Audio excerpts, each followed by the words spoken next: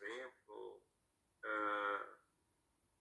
estupro, foi humilhada, um sequestro, acidentes de trânsito. Então, qualquer situação que levou aquela pessoa, aquele indivíduo a um trauma. Então, aconteceu a trauma e gerou um transtorno de estresse pós-traumático em que a pessoa fica com medo excessivo, né, de que aquilo vai se repetir. O transtorno do estresse pós-traumático é caracterizado por distanciamento emocional em relação a estímulos comuns. Geralmente, os indivíduos revivem um evento traumático de forma persistente. Essas memórias podem ser evocadas, né, por sons. Exemplo, a pessoa sofreu um acidente. Chegou a ambulância, chegou os bombeiros, e aquele barulho de sirene, de bombeiros, né, de ambulância, ficou gravada na mente da pessoa, né? E ele escuta o som novamente, depois de algum tempo, e remete de novo àquelas emoções, né, aquele transtorno que aconteceu. Também podem incluir pesadelos, um estado extremo de vigilância como resposta de sobressalto exagerada, sempre em exagero. Os sintomas do transtorno do estresse pós-traumático se dividem em categorias principais, tá? Reexperiência traumática. Então vamos falar mais detalhado agora. Pesadelo e lembranças espontâneas. Lembranças espontâneas também podemos chamar de regressão espontâneas. Involuntárias e recorrentes. Alguns foram de flashbacks do evento traumático. E até pode acontecer revivência. Fuga e esquiva, afastar-se de qualquer estímulo que possa desencadear o ciclo das lembranças traumáticas, como situações, contatos ou atividades que possam ser ligar às lembranças traumáticas. Distanciamento emocional, diminuição do interesse afetivo por atividades, por pessoas que anteriormente eram prazerosas, eram parte do dia a dia dela, ela começa a se afastar também, né? Diminuição de afetividade, hiperexcitabilidade psíquica, reações de fuga exageradas, né? Episódios de pânico, coração acelerado, transpiração, calor, medo de morrer, distúrbios do sono, dificuldade de concentração, irritabilidade, hipervigilância, estar sempre em estado de alerta. Sentimentos negativos, sentimento de impotência, incapacidade em se proteger do perigo, perda de esperança em relação ao futuro, sensação de vazio. Vamos falar agora sobre o transtorno generalizado de ansiedade. Esse transtorno, com meses de duração, é caracterizado por preocupação e vigilância crônica, que não são justificadas pelas circunstâncias. Essa preocupação é acompanhada por alterações fisiológicas, como acentuada ativação do sistema nervoso simpático, evidenciada por um aumento da frequência cardíaca e também tensão muscular. Estudos do metabolismo e da atividade cerebral mostram que os pacientes com transtorno de ansiedade generalizada apresentam desequilíbrios na quantidade de alguns neurotransmissores cerebrais, como a serotonina e a noradrenalina. Então, nós percebemos que a hipnose, ela consegue trabalhar no equilíbrio desses neurotransmissores, né? Através de técnicas, você consegue fazer e buscar o equilíbrio dos neurotransmissores, hormônios ou neurohormônios na pessoa, tá? Fazendo homeostase. Há evidências também de que algumas áreas cerebrais envolvidas no controle das emoções e do comportamento encontram-se hiperativas. Então, reforçando, a hipnose vai ajudar a acalmar esses pensamentos, esses comportamentos, né, que estão acelerados. Vamos citar alguns sintomas, né, só para característica de conhecimento. A gente não está aqui falando em diagnóstico, é só para conhecimento mesmo. Sintomas psicológicos do transtorno de ansiedade generalizada, incapacidade de relaxar a mente, inquietação, irritação fácil, medo frequente, sensação de estar no seu limite, dificuldade de concentração, sensação que a mente frequentemente dá um branco, medo de tomar decisões por receio de errar, ficar estressado quando está indeciso, ficar preocupado por estar preocupado demais, então preocupa por estar preocupado, sempre imaginar desfechos negativos para qualquer situação. Sintomas no físico, né? Quando é intenso, né? Leva a sintomas no nosso corpo físico. Cansaço, tensão muscular, tremor, palpitação, insônia, suores, né? Enjoos, dor de cabeça, são alguns, né, dos sintomas. Transtorno de ansiedade social, como o próprio nome diz, é um transtorno correspondente a dificuldades apresentadas pela pessoa em interagir socialmente, apresentar um trabalho em público, por exemplo, ou comer na frente de outras pessoas. São alguns exemplos. Por medo de ser julgado, sentir-se humilhado ou humilhado, ou das outras pessoas notarem que você tem alguma fraqueza, né? O transtorno de ansiedade social prejudica muito o trabalho e a vida social, podendo resultar em outros transtornos, como a depressão, né? A pessoa começa a se fechar e começa a poder resultar em depressão. Sintomas psicológicos do transtorno de ansiedade social, dificuldade de interagir e conversar com as outras pessoas, medo de falar em público ou até mesmo no telefone, receio de comer na frente dos outros, medo de dar sua opinião sobre determinado assunto, receio de andar ou trabalhar na frente de outras pessoas. Né?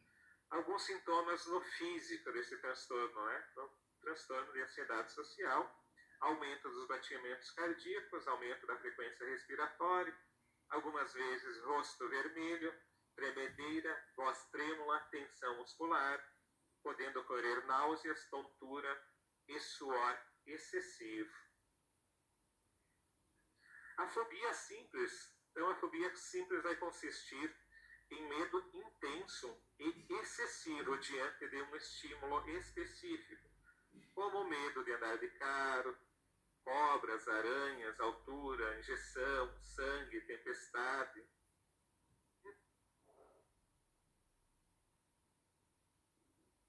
Então, medo excessivo de qualquer coisa, né? Pode ser de qualquer coisa, pode provocar essa ansiedade extrema. Pode ocorrer sentimentos de pânico incontrolável, terror ou temor em relação a uma situação de pouco ou nenhum perigo real. Sensação de que você deve fazer todo o possível para evitar essa situação. Algo ou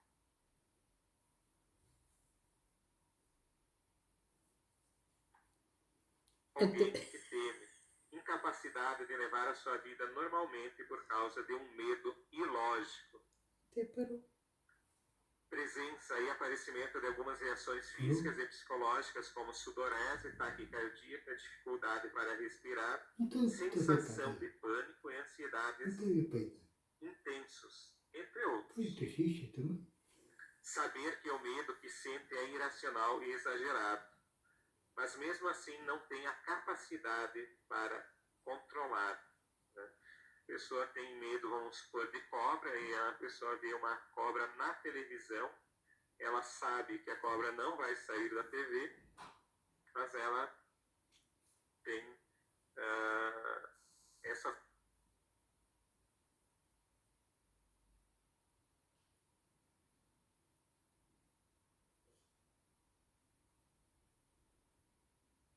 fobia de que possa ocorrer de alguma forma. É um medo irracional.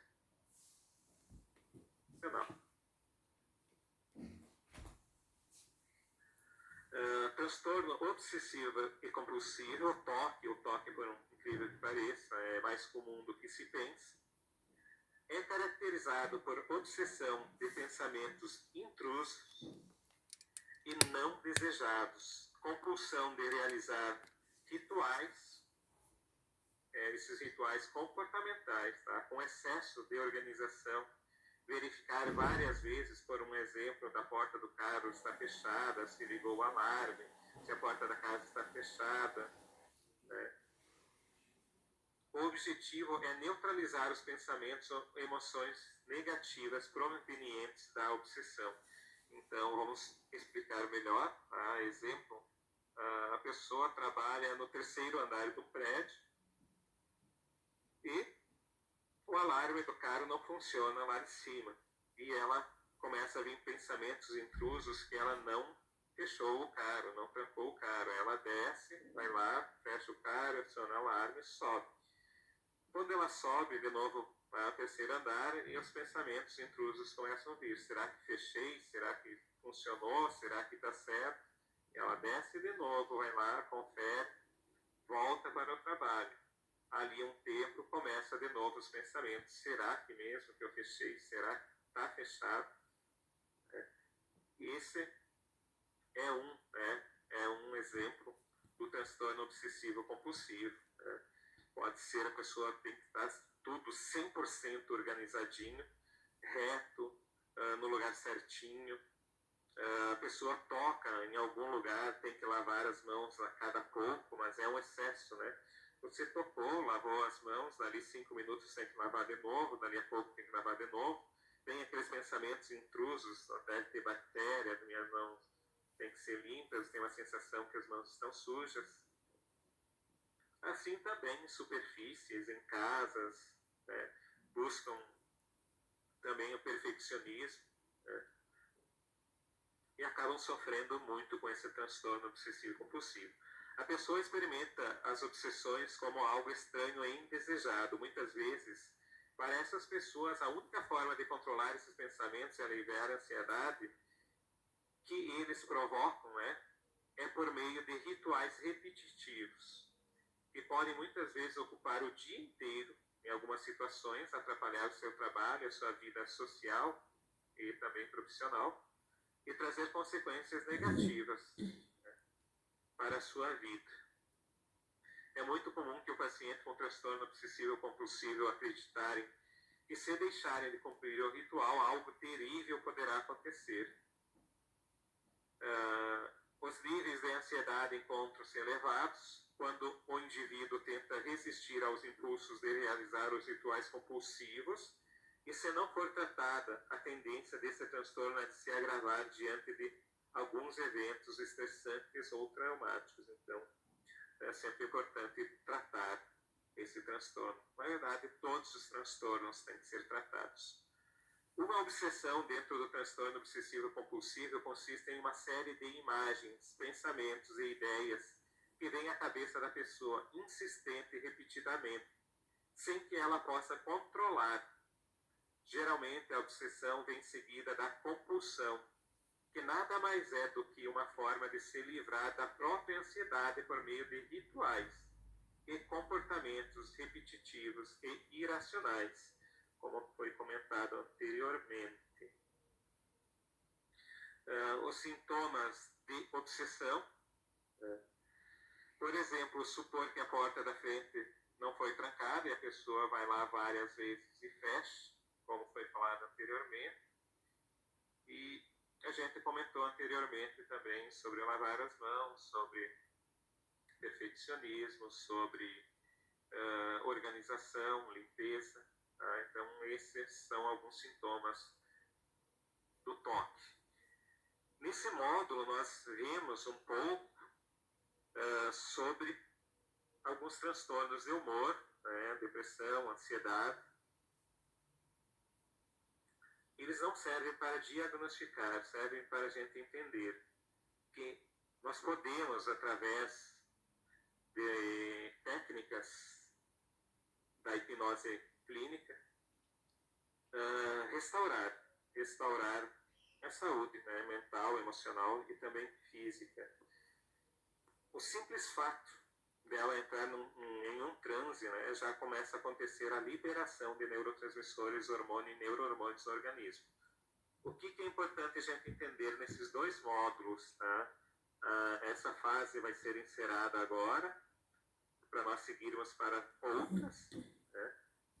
Nesses dois módulos, o importante foi perceber que, com técnicas, nós conseguimos fazer o equilíbrio hormonal, de neurotransmissores, hormônios e neurohormônios no organismo.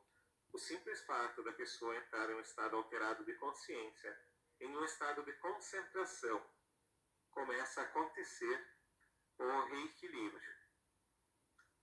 Isso é somente um processo de vários, tá?